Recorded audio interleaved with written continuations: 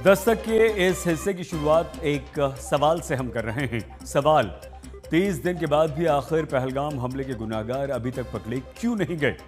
22 अप्रैल को पहलगाम में हमला हुआ। 4 आतंकवादियों ने 26 बेगुनाहों की हत्या कर दी, लेकिन 22 अप्रैल से आज 21 मई की तारीख आ गई, चारों गुनाहगार फरार हैं। पहलगाम के ये चारों गुनाहगार कहां हैं? कहां फरार हो गए? क्या हमारे देश की सुरक्षा एजेंसियों को चकमा देकर चारों गुनाहगार भारत की सीमा छोड़कर पाकिस्तान पहुंच चुके हैं?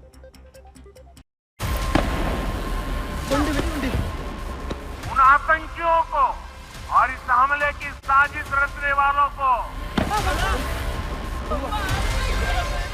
उनकी कल्पना से भी बड़ी सजा मिलेगी।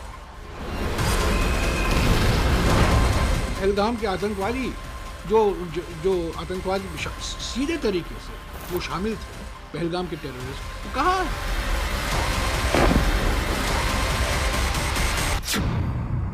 पहलगाम हमले की सबसे बड़ी पहेली।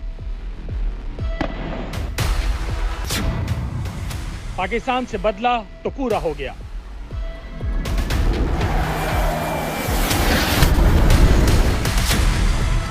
लेकिन 26 के कातिल पकड़े नहीं गए।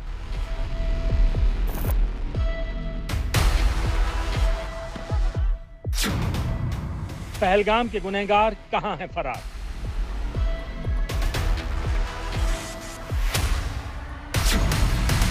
जिम्मेदारों का मौन आखिर कब टूटेगा?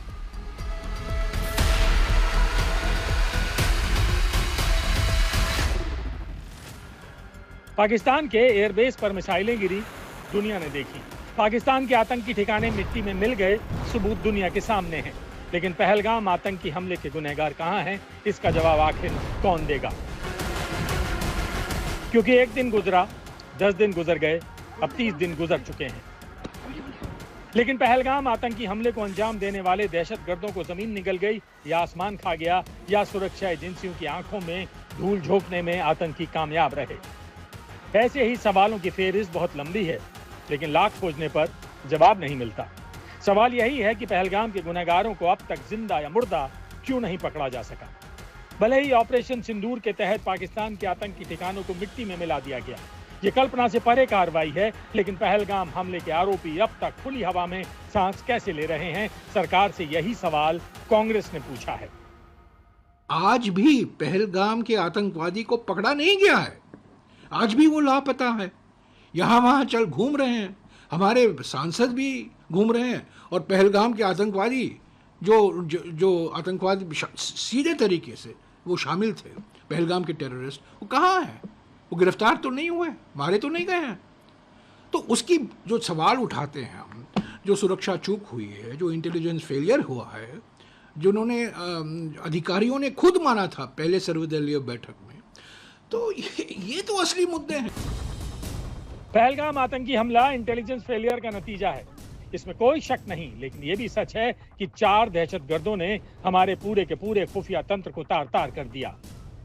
दहशतगर्दों की गिरफ्तारी तो छोड़िए, खुफिया तंत्र और सुरक्षा एजेंसियां अभी तक सिर्फ अंधेरे में तीर मारती नजर आ रही हैं।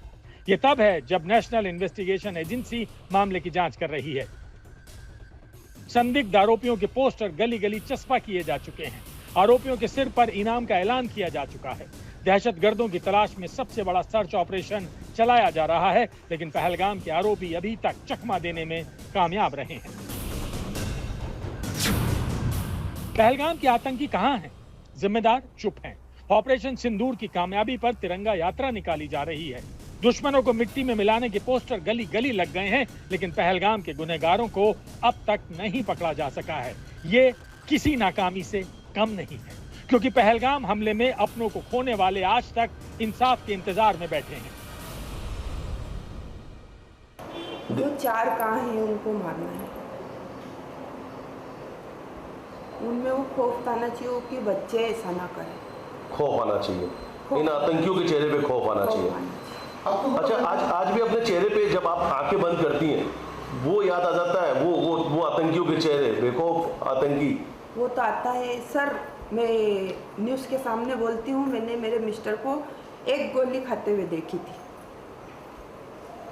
मेरे मीडिया वाले मेरे को बार बार उनको गोली खाते हुए देख रही हूँ। आज सुरक्षा एजेंसियों की फाइल में मोस्ट वांटेड है आसिफ फौजी, सुलेमान शाह और अबू तलहा। दावा यही है कि तीनों पाकिस्तानी आतंकी हैं, लेकिन आज दहशतगर्दों की गिरफ्तारी में हो रही देरी किसी पहेली से कम नहीं है।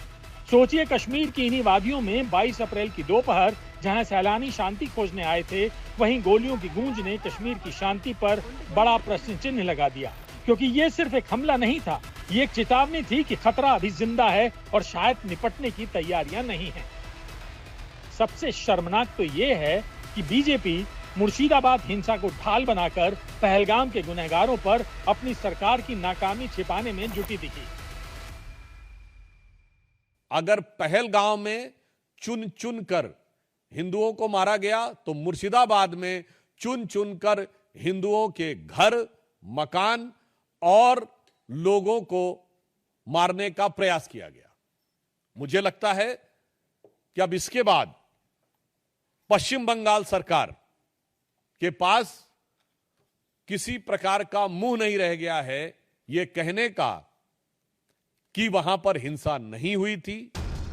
जो ये मान चुके हैं कि ऑपरेशन सिंदूर के तहत पाकिस्तान पर हुई कार्रवाई से पहलगाम हमले का बदला पूरा हुआ, आज उन्हें अपने जहन में इंदौर के सुशील नथालियाल के परिवार की तस्वीरें जरूर रखनी चाहिए, क्योंकि सुशील की पत्नी जेनिफर आज भी उन चारों दहशतगर्दों के खात्मे का इंतजार कर रही है।